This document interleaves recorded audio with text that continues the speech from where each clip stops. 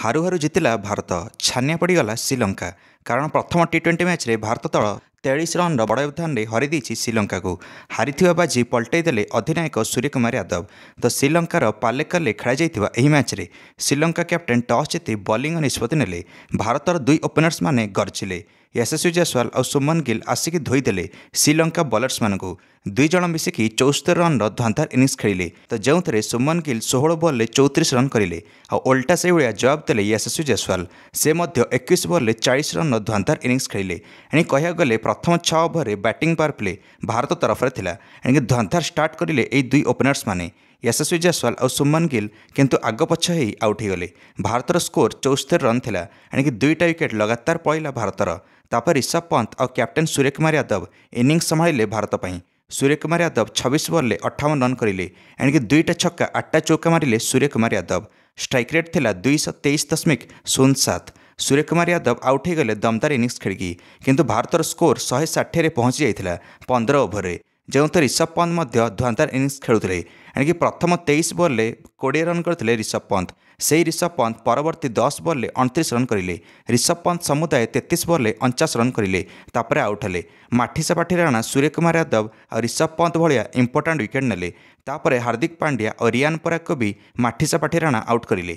लगातार 4टा विकेट नहीं गले भारतर माठीसा पाठी राणा। एणिक श्रीलंका कैप्टेन माठीसा पाठी राणा को 15 ओवर पर बॉलिंग आनिले जहाँकि श्रीलंकार दृष्टि विलंब हो जाता। एणिक भारत यार सुजोग उठाइला। दर्शक बंधु मैंने भारतर विकेट भी गोटे आड़े खसी चली थाए 15 ରୁ 20 ओवर भितर किंतु भारत स्कोर 213 रन पहुँचीगला। निर्धारित 20 ओवर 7 विकेट हराई।